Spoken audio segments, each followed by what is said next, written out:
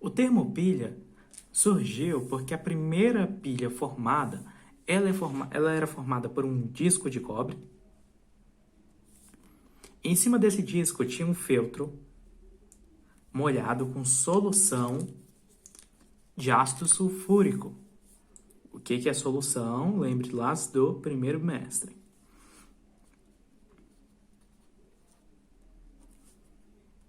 Em cima desse disco tinha um disco de zinco. Em cima desse disco de zinco tinha outro feltro. Em cima desse feltro tinha outro disco de cobre. E assim sucessivamente. Por isso o nome é pilha.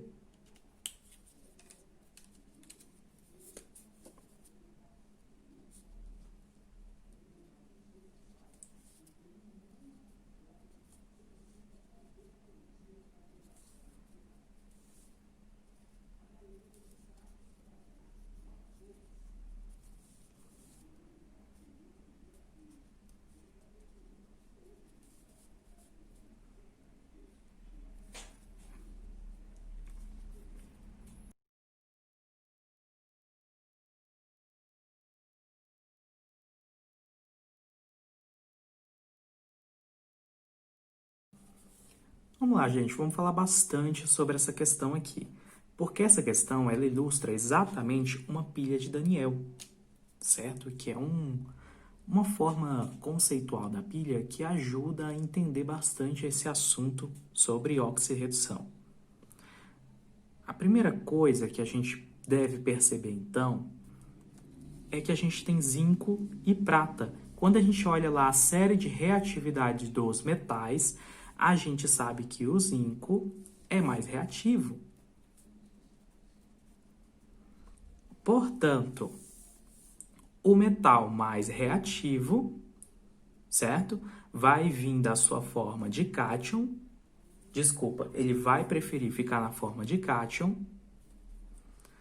E o metal menos reativo, que é a prata, vai preferir ficar na sua forma metálica.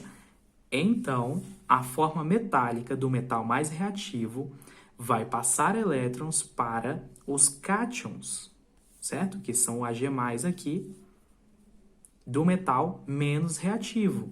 Então, o que vai acontecer? Esse metal menos reativo vai começar a passar para a forma metálica aqui, em volta da nossa placa de prata, que já existia aqui no experimento da solução. E ela vai ficando gordinha, assim. Ao mesmo tempo que ela vai ficando gordinha, a placa de zinco vai derretendo, vai dissolvendo e vai passando para a solução o zinco 2+. O zinco, ele então vai passar para zinco 2+.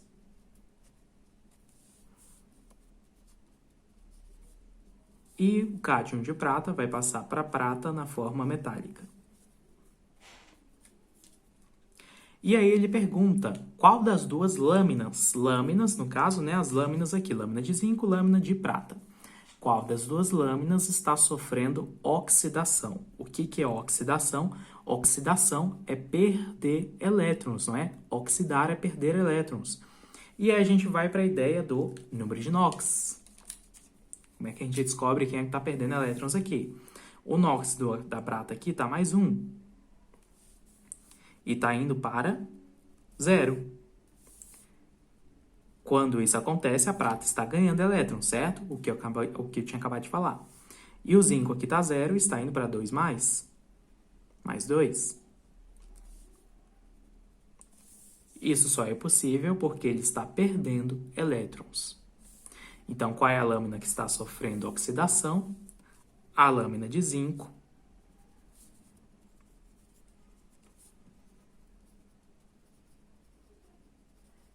Está oxidando. Qual é o sentido de deslocamento dos elétrons? É o que eu tinha acabado de falar. Os elétrons estão passando do zinco para a prata. Então, o sentido é do zinco para a prata, certo? Qual lâmina ficará mais grossa após certo tempo? O que eu já expliquei também, a prata, certo? Como Com o tempo, como ficará a lâmina de prata? Mais grossa. Talvez seja até uma pegadinha nessa alternativa, né? Porque é parecida com a outra. Qual eletrodo, quando a gente fala dessas placas aqui, a gente chama elas de eletrodo, tá?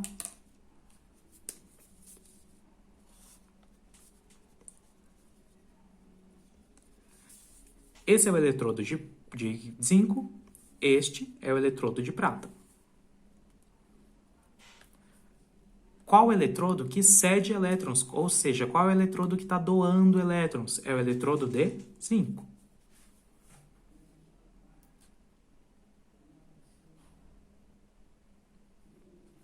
A outra pergunta é quais são os íons que estão presentes no eletrodo de zinco? Íons que estão presentes no eletrodo de zinco foi o que eu acabei de falar, que é o Zn2+, só que a gente também tem outra coisa ali. Ele está falando de uma solução de ZnSO.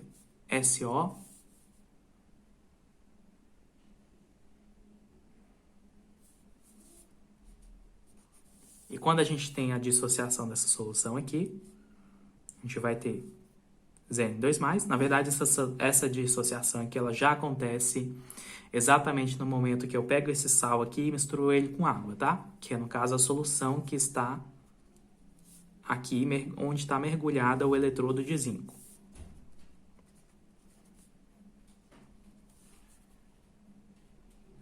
A gente tem um erro aqui no livro, tá? Esse aqui é ZnSO4. SO4. Ali no livro está escrito, como vocês viram na foto anterior, SO1. Não é, SO4.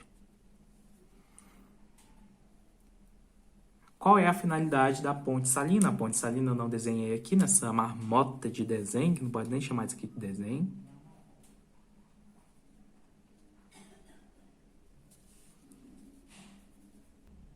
A ponte salina, ela serve para manter o equilíbrio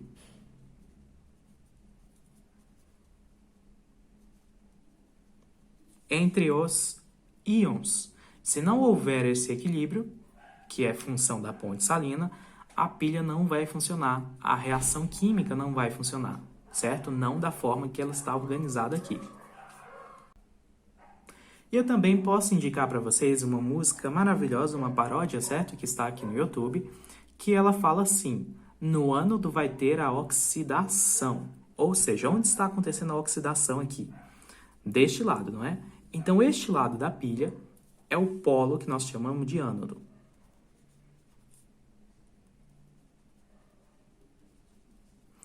Como a gente já sabe, sempre tem lá nas pilhas, né? Aquele mais e aquele menos, não é? O ânodo vai ser o polo negativo.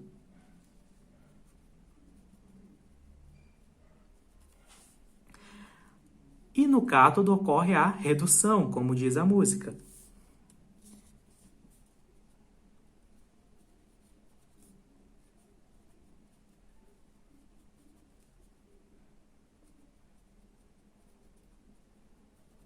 Então, o polo positivo dessa pilha é aqui, onde fica o eletrodo de prata.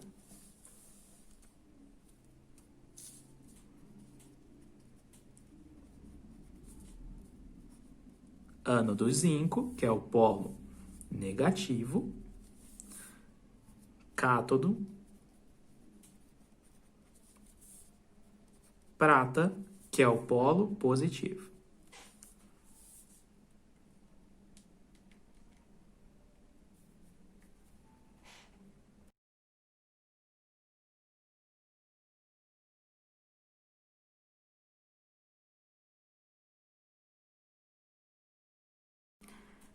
Resolvendo, então, a questão 17, a gente tem uma informação bem importante aqui. Ela é uma pilha parecida com a que eu acabei de falar. Nós temos o cobre, desculpa, é cobre mesmo. E aí nós temos a reação dele aqui. E esse valorzinho que ele dá ali, esse valorzinho que ele dá ali que é muito importante.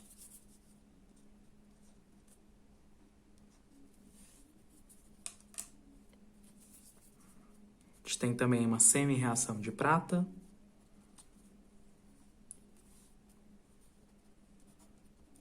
De novo, ele vai dar o valorzinho lá.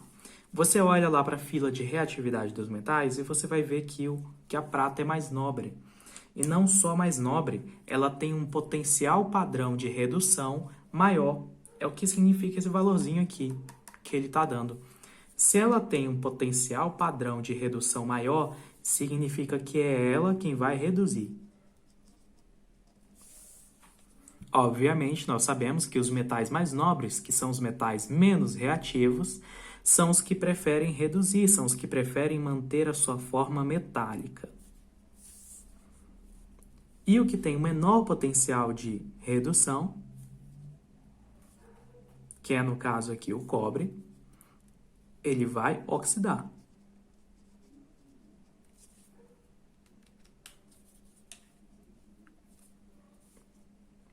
Porque o cobre prefere que seus cátions, né? Não, desculpa. O cobre vai passar da sua forma metálica, como um metal mais reativo, para a sua forma de cátions. Então, a equação, a semi-reação, não é dessa forma que está escrita aqui. Ela é o ao contrário. E o que nós vamos fazer com ela é exatamente isso. Nós vamos colocar ela ao contrário.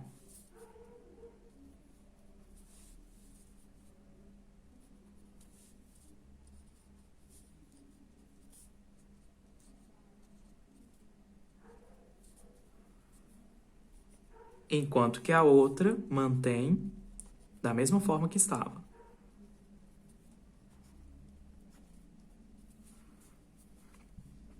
E agora nós temos uma questão de balanceamento químico, não da forma que nós já conversamos várias vezes de fazer.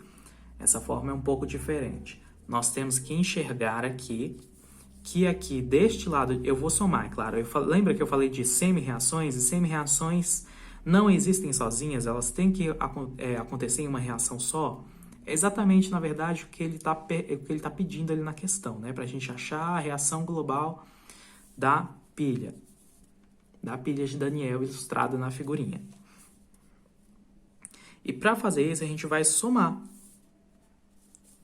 essa semi-reação com essa semi-reação na orientação certa, que foi o que a gente acabou de fazer, que foi invertendo essa daqui, que vai oxidar, já que esse aqui é o potencial padrão de redução, de redução, e nós sabemos que redução significa pegar os cátions do metal menos reativo e passar preferencialmente para sua forma metálica, enquanto que o metal mais reativo passa para a sua forma catiônica. Certo? Um conceito que está lá no início da aula e que eu falei que era muito importante e que eu também repeti esse mesmo conceito na aula passada. Mas nós temos um problema aqui quando nós vamos somar. Aqui eu tenho 2 elétrons, aqui eu tenho só 1 elétron. Isso não pode acontecer porque eu preciso sumir com os elétrons da equação. Como vocês viram nas respostas às alternativas, não existe nenhuma alternativa em que eu tenho elétrons disponíveis. Para que isso aconteça, eu vou balancear. Eu não vou dividir essa primeira aqui por 2, porque senão vai ficar um negócio esquisito, né? Vai ficar meio aqui, e a gente normalmente não faz isso, né? Números inteiros são melhores. Então, nós vamos multiplicar essa aqui de baixo por 2.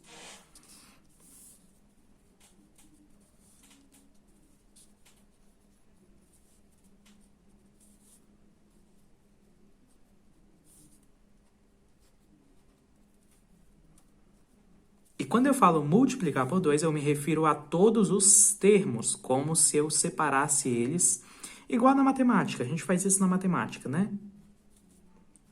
Esse por 2, 2Ag. Esse por 2, 2 elétrons. E esse por 2, 2Ag+. Agora sim eu posso somar para encontrar a nossa reação global. E quando eu somar, como eu tenho 2 elétrons desse lado e 2 elétrons desse lado, aqui embaixo vai ficar tipo assim, 2 elétrons mais 2 elétrons. Repetindo, sabe? E não há necessidade dessa repetição. Como não há necessidade dessa repetição, a gente pode cortar os 2 elétrons. Aqui vai sobrar o quê? Cobre 2+, mais o quê? 2 pratas. E desse lado, o que vai ficar?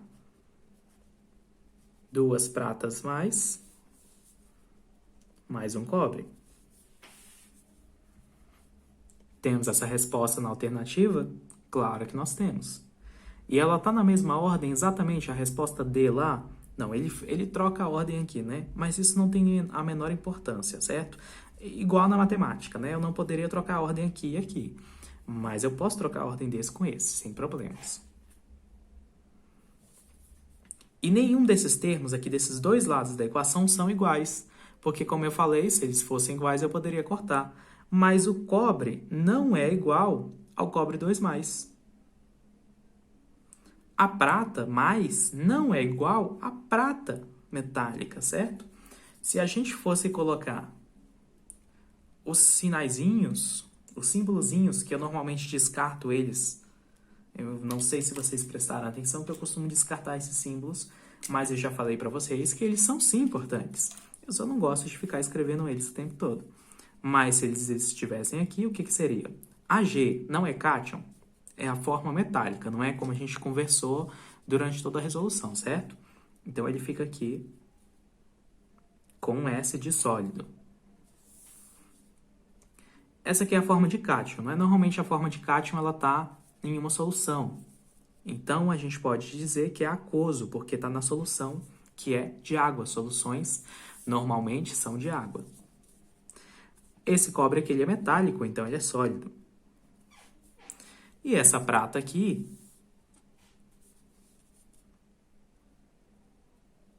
ela também é aquosa.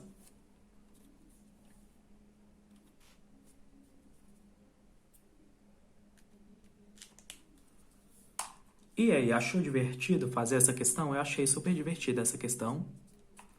A gente pode fazer mais delas, porque tem algumas diferentes, tem algumas que o balanceamento é mais complexo, e aí é muito interessante se fazer. Mas a gente também precisa discutir coisas muito importantes sobre a pilha. Pilha, certo? Gera uma discussão de metais pesados. Eu acredito que eu já falei isso em algum momento. E quando você fala de pilhas e meio ambiente, você precisa pensar no desenvolvimento sustentável dessa questão. Ou seja, você pode ter uma cidade que consome um monte de pilhas? Pode, isso é bom para a economia? Isso é bom para a economia, né? Aquela cidade está consumindo um monte de produto que precisa de pilha.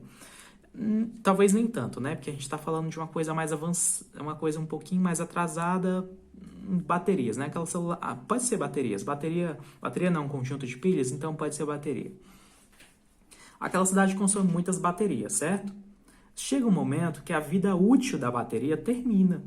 E a bateria precisa ser descartada. Ela fica velha, ela não funciona mais, ela precisa ser descartada. E aí é que entra o nosso problema sustentável. O que a gente vai fazer com esse descarte da bateria? Ela não pode ser jogada no lixo comum. Por quê?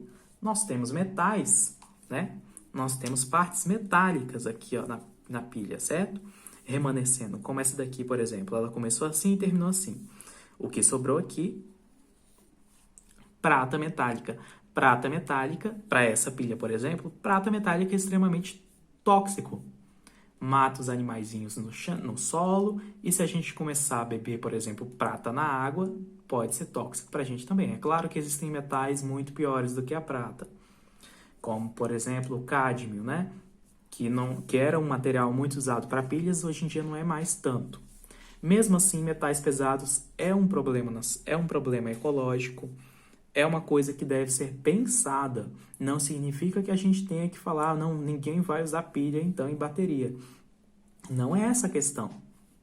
A questão é para onde vai depois que você usa.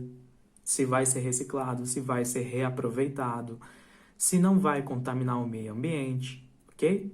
Então, na próxima aula, eu gostaria que vocês opinassem o que nós podemos fazer, se nós podemos ampliar um pouco mais dessa conversa de sustentabilidade, ou se nós podemos fazer mais exercícios como esse daqui.